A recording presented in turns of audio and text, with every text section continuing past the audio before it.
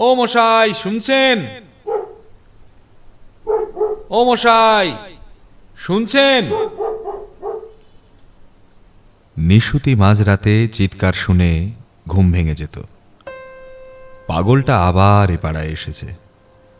কি যে ও শোনাতে চায় তা কেউ জানে না। বড় জোর 1 মিনিটের জ্যোতি, তারপর আবার সেই চিৎকার, ও মশাই শুনছেন?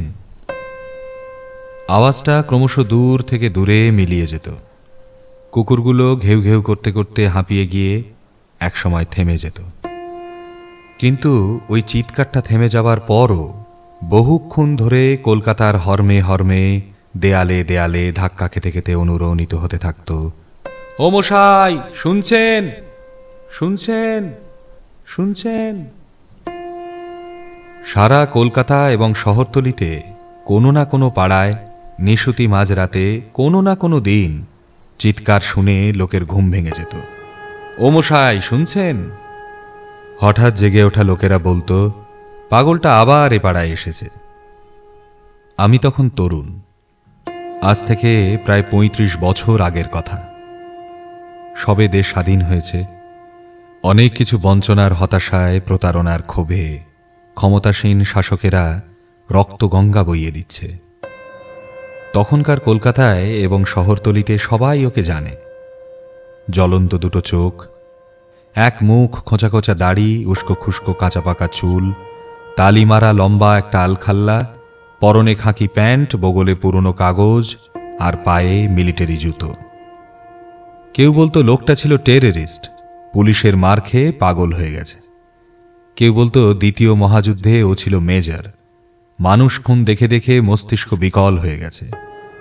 আবার কেউ বলতো এক ভরাডুবি জাহাজের ও ছিল কাপ্তান, টর্পেডোর ঘায়ে জাহাজ শুদ্ধ সবাই ডুবে মরে, শুধু ওই বেঁচে যায়। সেই দুঃখে আজও অনুশোচনায় জ্বলছে, বলতে চাইছে কি করে ও বেঁচেছে। আবার কেউ কেউ বলতো ও মানুষ নয়, প্রেতাত্মা। অনেক চেষ্টা করেও লোকে বার করতে পারেনি লোকটা দিনের বেলায় কোথায় থাকে। রাত্রিরেও হঠাৎ হঠাৎ এক এক পাড়ায় এক এক দিন উদয় হয়, তারপর আবার তেমনি হঠাৎ মিলিয়ে যায়। একবার নাকি শ্যামবাজারের ছেলেরা ওকে ঘিরে ধরেছিল। বলুন আপনি কি শোনাতে চান, বলুন বলুন। ও নাকি বোকার মতো তাকিয়েছিল অনেকক্ষণ, ফ্যাল ফ্যাল করে চেয়ে, তারপরে আবার চিৎকার করে উঠেছিল, ও মশাই শুনছেন? আর্তনাদের মতো শুনিয়েছিল ওর কণ্ঠ সেদিন। এরও প্রায় 1 দশক পরে বিধবা মা আর ছোট ছোট ভাই বোনেদের নিয়ে অকুল সমুদ্রে ভাসতে ভাসতে একদিন আমার কলকাতার বাস উঠল। ততদিনে আমার নিজের জীবনের মানেও বদলে গেছে। অন্য চেতনা, অন্য মূল্যবোধ নিয়ে ভাবতে শিখেছি। দেশ ছেড়ে চলে গেছি বহু দূরে। 1, 2, 3 করে 3-3টে দশক পেরিয়ে গেছে। কবে ভুলে গেছি ও মশাইয়ের কথা। তারপর বোধহয় সেটা 1980 সাল। আগরতলায় গিয়েছি জাতীয় সংহতি সম্মেলনে যোগ দিতে। আছি সার্কিট হাউসে দোতলায় একা একটি ঘরে। হঠাৎ মাঝরাত্রে আবার সেই চিৎকার, ও মশাই শুনছেন? আমার সারা গায়ে কাঁটা দিয়ে উঠল। ধড়ফড় করে উঠে বসলাম। এ সেই কণ্ঠস্বর, তবে যেন বড় ক্লান্ত, বড় আকুতি ভরা, হতাশায় জীর্ণ। যেন কেউ শুনবে না এই চেতনার বেদনায়। প্রশ্নটি বড় করুণ। তাড়াতাড়ি পোশাক বদলে টর্চ নিয়ে নিচে নামলুম। লোকটাকে আজ ধরতেই হবে। আবছা কুয়াশা ঘেরা রাত, সারা পাড়াটা ঘেউ ঘেউ করছে। রাস্তায় নেমে টর্চ জ্বাললুম। কিন্তু কোথায় গেল সেই লোকটা? তবে কি আমার শোনা ভুল, স্বপ্ন? অনেকক্ষণ অন্যমনস্ক হয়ে পথ হাঁটলুম।